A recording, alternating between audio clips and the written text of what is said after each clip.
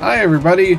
Merry day after Christmas. Happy, I think, 4 days after Hanukkah. Happy first day of Kwanzaa.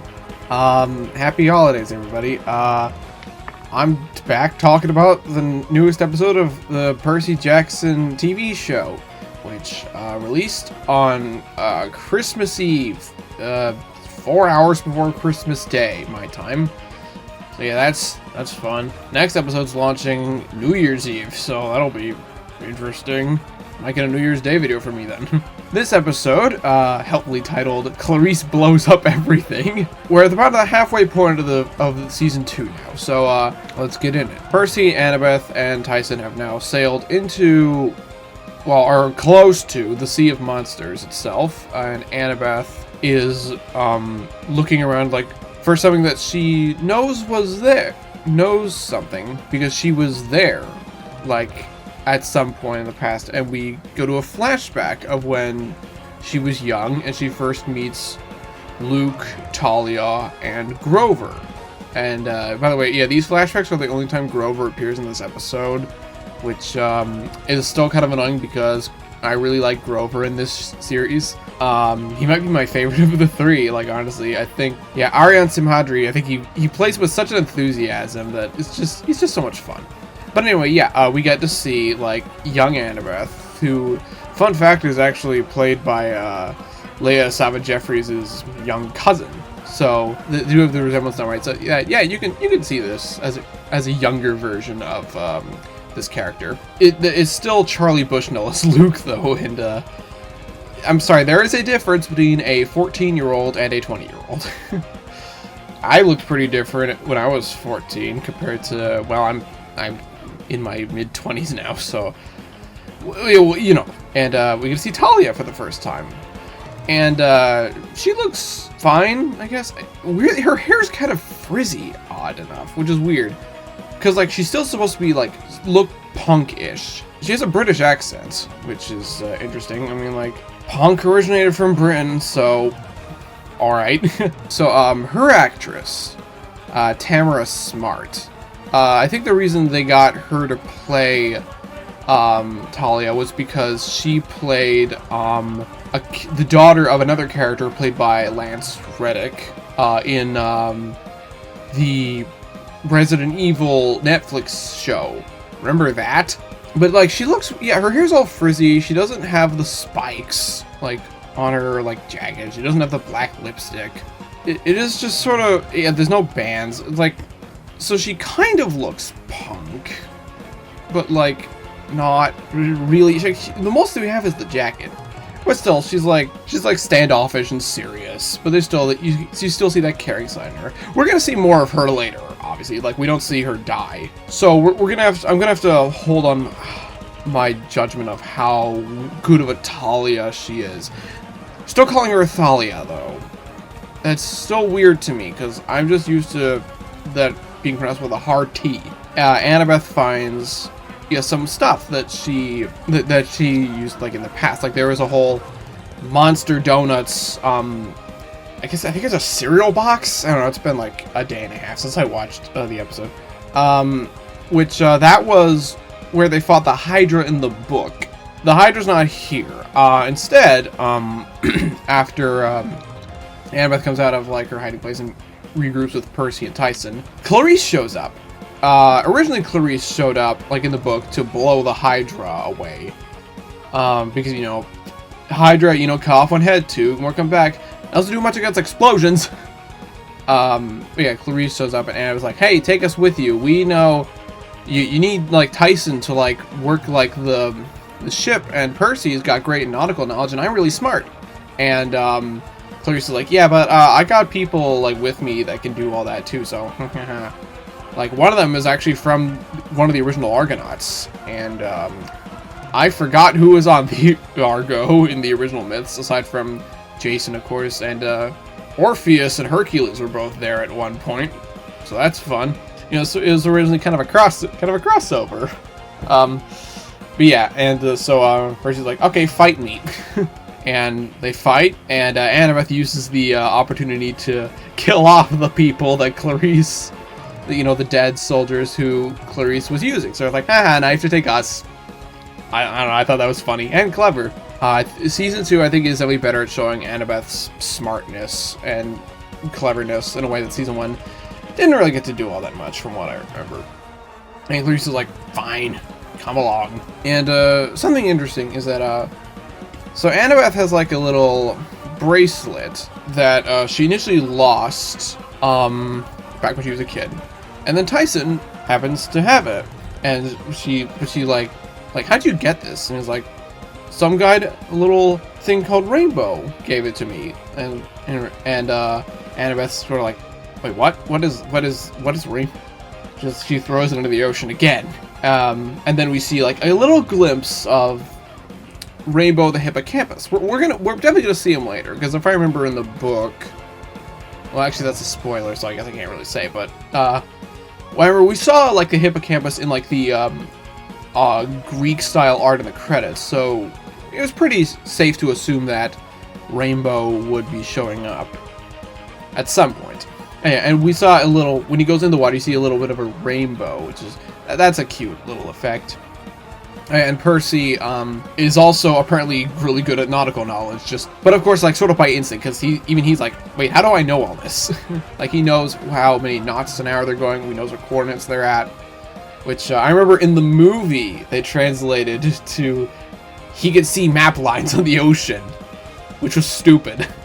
This is also kind of weird, but like, it looks less dumb. In order to go through the Sea of Monsters, they have to pass Scylla and Charybdis. And of course, Percy's like, why can't you just go around? And Annabeth's like, because the Sea of Monsters is magic, they'll just appear in your path again. Now my point here is moot because they only have one ship. But I'm like, what if you had two ships and one went through and one went to try to go around? Would two versions of them appear?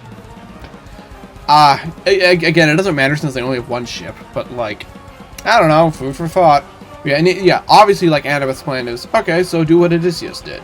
You know, have 6 of your men, like, stay above so they can eat my Scylla while everyone else hides under ship. But Clarisse is like, but my soldiers, like, I promised them, like, they would go to Elysium, like, if they, like, helped me out. And, like, you know, them dying here would mean that they didn't accomplish the quest and things.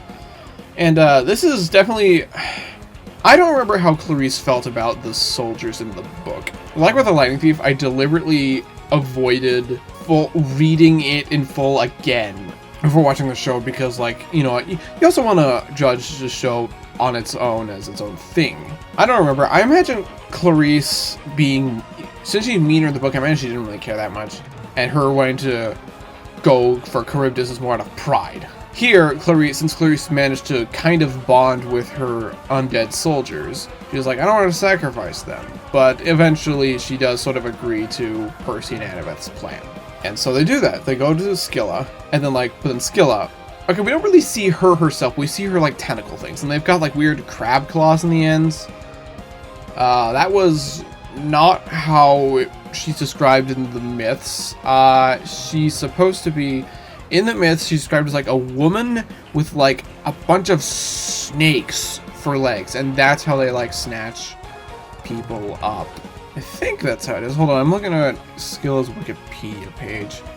Okay, in some myths, she has dogs instead for legs, not snakes. Byzantine Encyclopedia describes her as having a beautiful woman with 6 dog heads for legs and a serpent body below.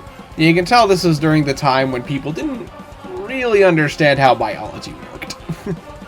But anyway, after some of Clarisse's men get eaten by Scylla, including her navigator, she decides to go, you know what, screw it, we're gonna go face Charybdis, which is, you know, a giant whirlpool.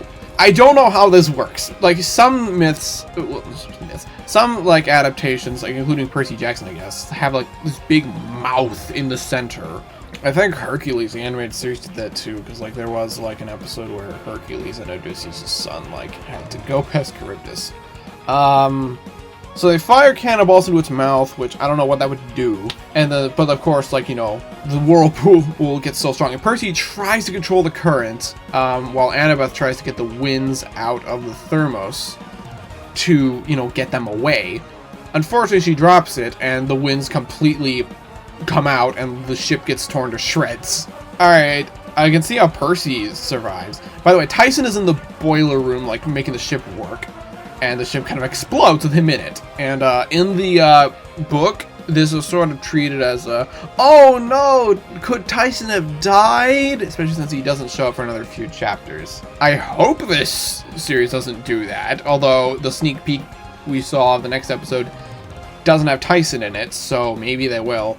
Like in the book, this was Percy going, oh no, I was such a terrible person for not accepting him, because, like, you know, in the book, Percy, like, has, like, resentment toward him, which is dumb, and I'm glad they got rid of that for this show. How the hell is Annabeth gonna survive this? She's not water or fireproof.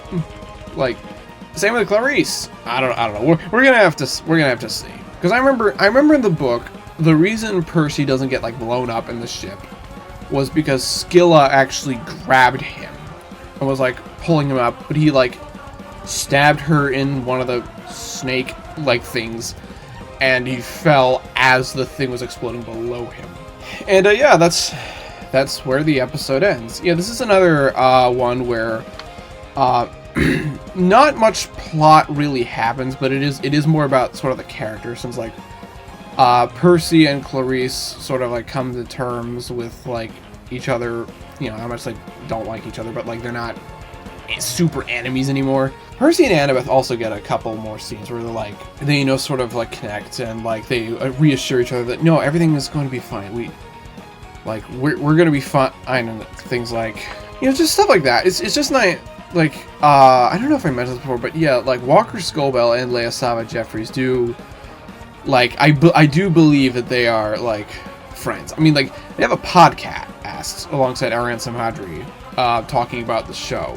From what little I've seen of that from the previews, they do genuinely seem to, like, really like each other. So, like, and especially since, like, the show is going to build to Percy and Annabeth becoming a couple, since they are quite iconic in the young adult literature selection, arguably more so than any of the Harry Potter couples, given how divisive those are. Obviously having, like, two actors who, like, naturally have very good chemistry with each other and, like, are close friends is obviously going to help out with that. So yeah, I completely buy their relationship so far. Next episode, which is airing on New Year's Eve, is we check into Cece's Spa and Resort.